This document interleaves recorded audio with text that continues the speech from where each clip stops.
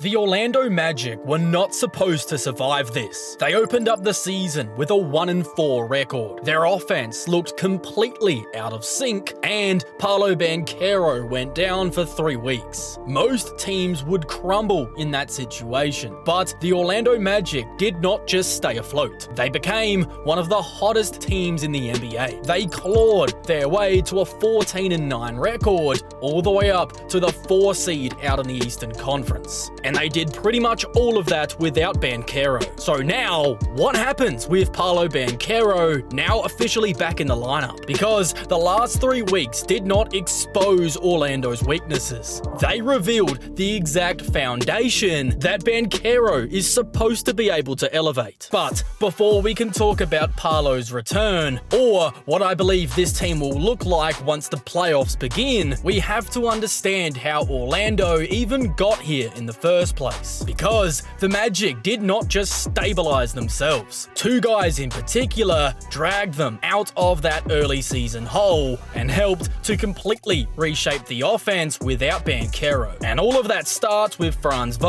and Desmond Bane. With Paolo out, Franz becomes the primary hub for basically everything Orlando wanted to do. He's been averaging 23 points, 6.3 rebounds, 3.8 assists, and 1.2 steals per game on 53% effective field goal shooting. He's been one of the main drivers of their downhill identity, averaging 7.1 free throws per game, which is actually the 17th most in the NBA by a player. And on top of that, he's been getting 6.3 shots at the rim per game, which is actually in the 98th percentile for his position. All of that is exactly what Orlando wants, because the problem early in the season was the fact that too many guys were taking long contested mid-range jumpers and really not applying enough pressure on that rim. But what makes this even more wild is how Franz is only finishing 66.5% of his shots at the rim, putting him in just the 49th percentile. If that number can creep up even just a little bit, his 23 points per game could easily jump up to 27. And when that happens, we're talking about a completely different Orlando Magic team. You could really see that version of Franz during the recent stretch. 25 against Chicago, another 25 in the loss to the Spurs, and then a monster 33, 5-1 steal on 54% shooting in a 105-106 win over Miami. That's the profile of a wing who can definitely carry your offense for long stretches, not just survive the time with Banchero not available. While Franz has been scaling up, Bane was figuring himself out in real time. Over Desmond's first 8 games with the team, the Magic went just 3-8, with Bane putting up 13.9 points and 5 assists on really rough efficiency, just 29% from 3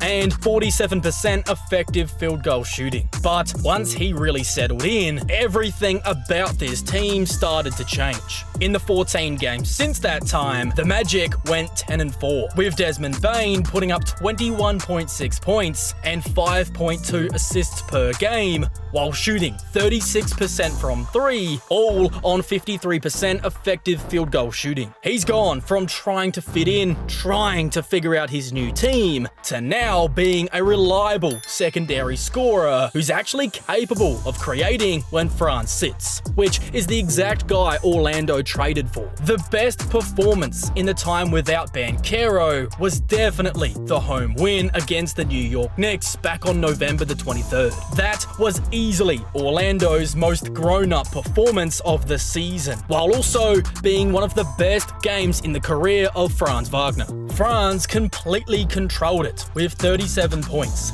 6 boards and 7 assists on 13 of 19 shooting, finishing a +10 in 34 minutes. Desmond Bane was right there with him, dropping 27 points, 3 rebounds and 5 assists, while going 8 of 16 from the floor, posting a +9. What turned a tight game into a blowout was that classic contender level burst, a 13-0 run where Franz and Bane Bane just completely overwhelmed the Knicks, pretty much ended the game. That one stretch alone was where Orlando stopped looking like a fun young team and started to feel like maybe a legitimate threat. And once you start to understand what Franz and Bane did to steady the structure of the team, you start to notice the third ingredient that quietly pushed Orlando from stable to actually dangerous when he plays well. Because while Bane and Wagner have been carrying a lot of the offensive load, Anthony Black was changing the way the team functioned possession by possession. Anthony Black has quietly become one of the biggest swing pieces on the Magic. When he is on the floor, Orlando have a 121.7 offensive rating and a plus 6.7 net rating. Then, once he goes to the bench, the offense drops to a rating of 111.3 and the team's net rating falls to a minus 0.9. That's a massive 10-point swing on the offensive side of the floor and nearly a plus 8 overall. One of the biggest on-off jumps of the entire team, and the scoring has finally started to follow. Black is now averaging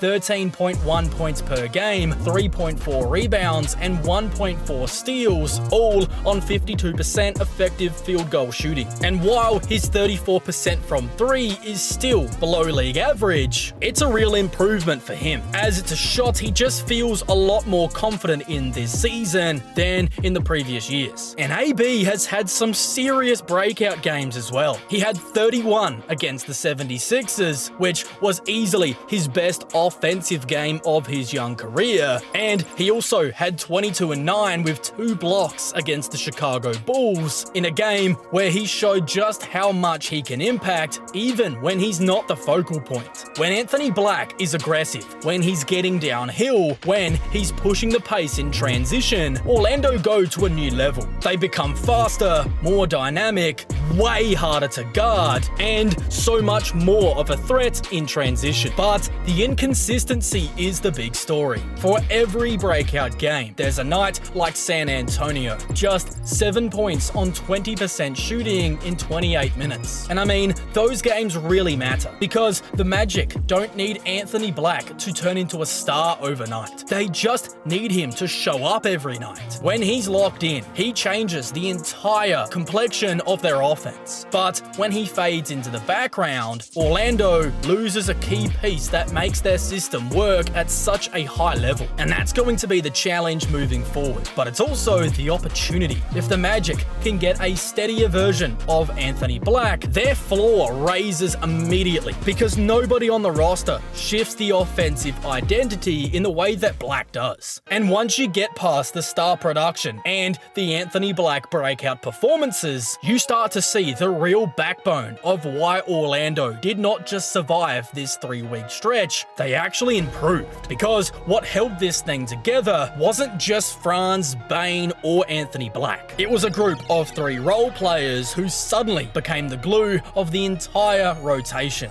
Wendell Carter Jr., Tristan Da Silva, and Jalen Suggs. Wendell Carter has been absolutely the stabilizer of the whole operation. He's giving them 12 points and 7.6 rebounds per game on elite efficiency, 42% from 3, and 60% effective field goal shooting. Numbers a lot of big men in the league don't even sniff. But his defense is what really changes everything. With Carter in the game, Orlando has a 109.1 defensive rating, which is in the 89th percentile league-wide. That isn't just solid, that's anchor level impact. When he's out there, the rotations are far cleaner, the physicality ramps up, and the interior defense stops bleeding easy points. Watch enough Magic games and it becomes painfully obvious. The team is imposing defensively when he's out there, and oftentimes lackluster when he's not. Then you've got Tristan Da Silva, maybe the biggest developmental piece on the roster outside of the stars. He went from not even cracking the rotation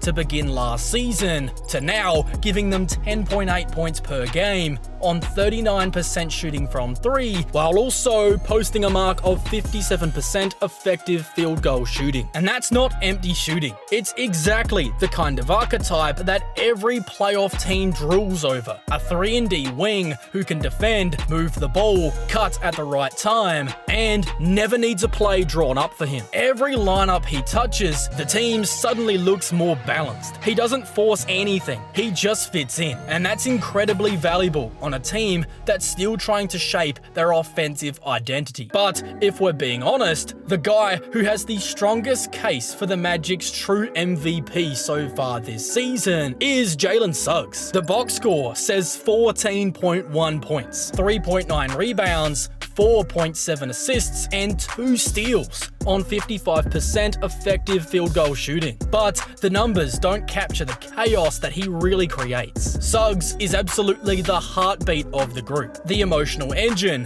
the defensive tone setter who instantly changes the temperature of a game the moment he steps on the floor. Sure, he does take some wild threes, only making 32% from deep on the season while attempting nearly 6 shots from downtown every single night. However, everything else Jalen Suggs brings to this team completely dwarfs that concern, because here's the real story. With Suggs in the game, Orlando defends at a 105.8 defensive rating, but without him, that number balloons all the way out to a 119.7 defensive rating, which is terrible. That's a 13.9 point swing, the difference between a top tier defense and one of the worst in the league. That's an incredible defensive impact. And when you zoom out and look at all 3 of these guys together, you suddenly get a very clear picture of why Orlando didn't completely crumble without Banchero. But now that the full group is finally coming back together, I think the Magic's ceiling gets a whole lot higher than anybody expected just a few weeks ago. And that's what makes all of this so important, because as good as Franz has been, as big as Bane's surge has felt,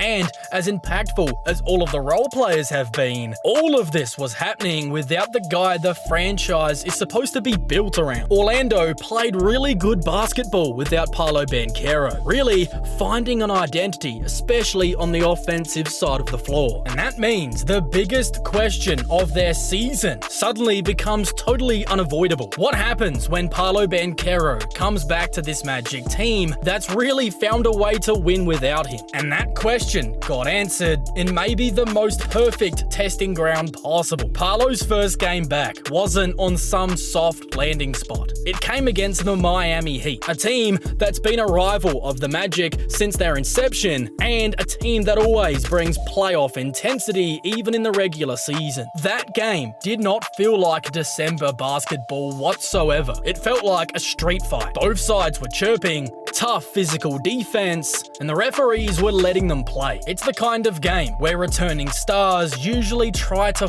force their imprint, but Paolo didn't do that. Instead, he handled the moment with a level of awareness that completely changes how I feel about the team's ceiling. The Magic clawed out a 105-106 win, and Paolo, in just 20 minutes of action with a minutes restriction, played with the exact kind of patience I was hoping to see in his first game back. 9 points, 6 rebounds, 2 assists on 38% shooting. Those numbers really don't jump off the page, but the approach behind it really did for me. He didn't demand any touches. He wasn't out there hijacking possessions, and maybe most importantly, he did not revert to the long contested mid-range jumpers that was completely slowing down and hindering Orlando's offense early in the year. In a game with real playoff intensity, where Jalen Suggs threw himself into every collision on his way to 22 points, 5 assists, and 2 stocks, and where Franz carved up Miami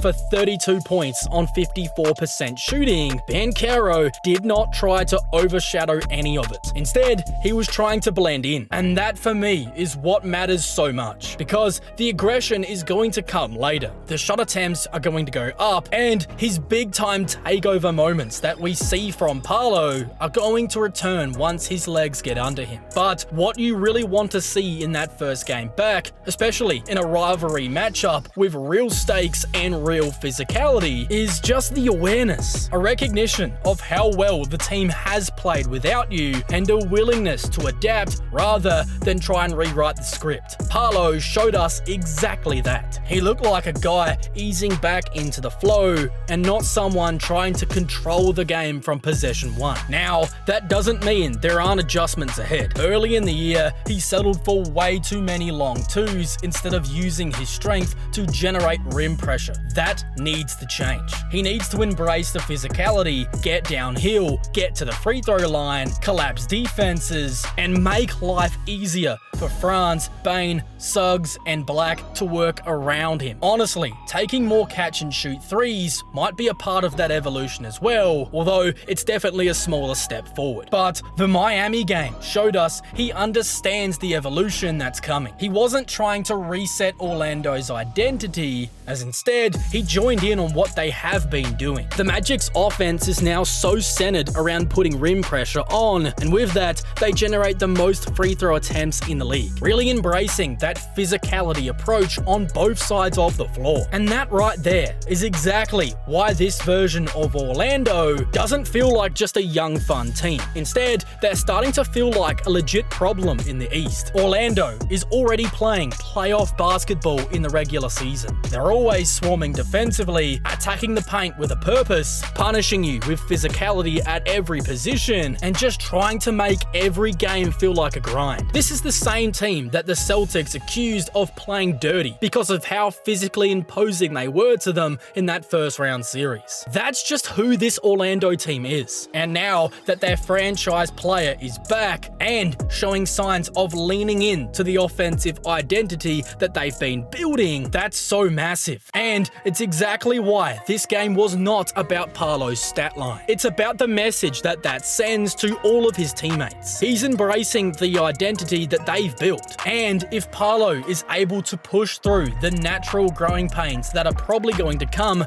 over the next couple of weeks, I think Orlando might finally find the perfect offensive balance. In a perfect world, they'll be able to seamlessly reintegrate him, and the offense might settle into a new system. And once everything clicks, I believe the Magic's ceiling might drastically rise. But another team that I believe is going to be a serious problem in the East is the Boston Celtics. As even without Jason Tatum, they've been way better than anybody expected, and they're probably going to get Tatum back. And if you want to see just how good I think the Celtics are going to be this postseason, then you can check out that full breakdown video right now.